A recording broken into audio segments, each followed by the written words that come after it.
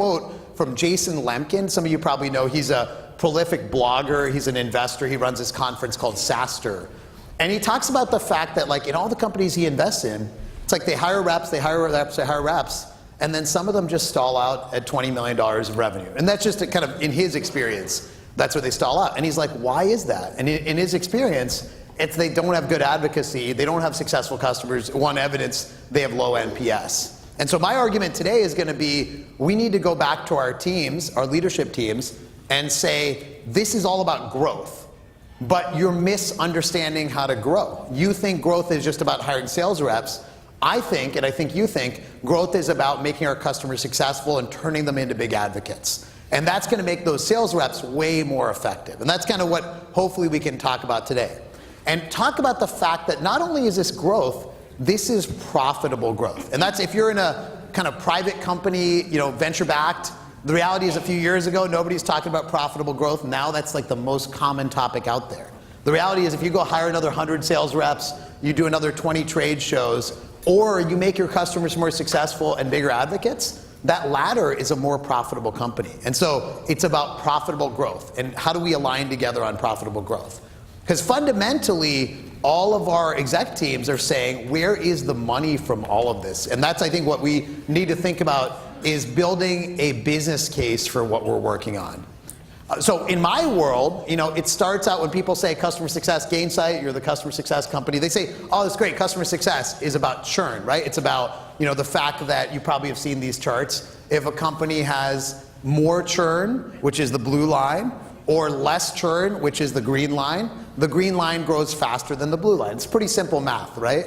Now I tell you, no, it's not about churn. And then they say, well, no, customer success is about upsell, right? It's about getting your customers to spend more. And then they might put out a chart like this, which says, look, that green line where your customers spending more money with you every year is actually growing even faster than the low churn business. And so they might talk about that.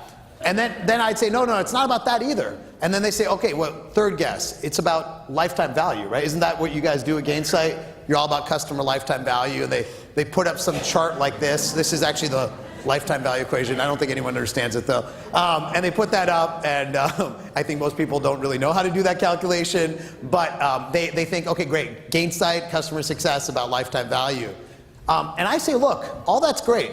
Churn, upsell, lifetime value. But what you're asking me is what's a customer worth, and I'm telling you, you're asking the wrong question.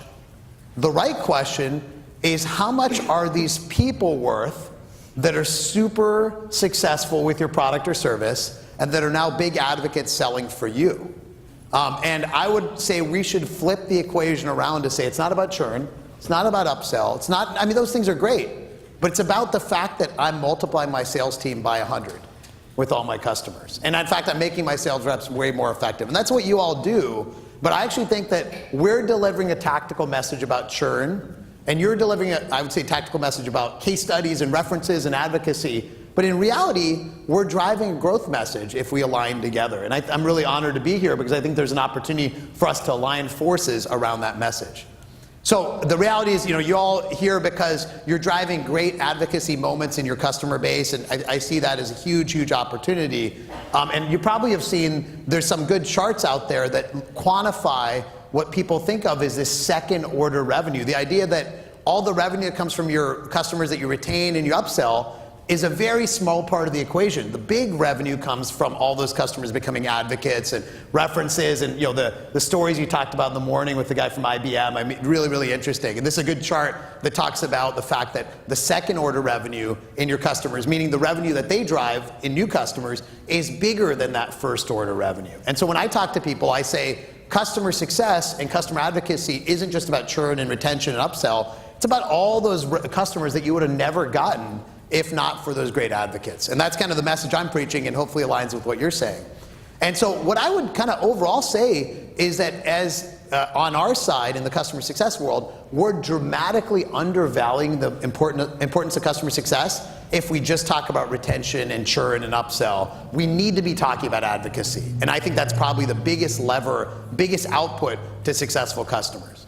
So what I want to talk about today is really two topics. Number one, if you haven't heard a lot about customer success, just a little crash course and kind of what we're seeing in the industry, what's happening, probably happening in peer organizations in your companies. And then number two, how do we win together? How do we align customer success? I think you call it the twin pillars, customer success and customer advocacy. How do we go drive profitable growth together? I've got 5 ideas to share around that. And then we'll do some Q&A at the end. So show of hands, how many of you have a customer success team in your company of some kind that you're aware of? Great. And so you can see it's probably 60% of the room, something like that, so 40% don't. So I'm going to do a little crash course. So kind of go back. So let's talk about customer success and where we are today. Let's go back in the time machine to where customer success came from. And so this is the scene from Back to the Future. Let's go back to the early days and say in the beginning, before customer success, maybe before advocacy, there was just sales, right? And actually, if you worked in a software company in the 90s, you worked in a tech company, a product company, a services company, it was really just sales. And there was very little else, and you can probably remember those times, right? That was the whole thing. This is a scene you've probably seen from Glengarry Glen Ross, where it's always be closing, because that's this culture that's out there. Now, what's happened is, over the last 10, 15 years, as businesses have become more digital, and more technically enabled, and you probably have seen this term, software is eating the world. There's this great article online from about 8 years ago about the fact that every business is becoming a software company. Whether you're Caterpillar making tractors and you're embedding sensors in those tractors, you're Boeing making aircraft engines and putting sensors in the engines, you're GE turning into more of a software company, or whether you're a traditional software company moving to the cloud, software is becoming part of the DNA of every business. And what that's doing is changing the fundamental business model in B2B businesses.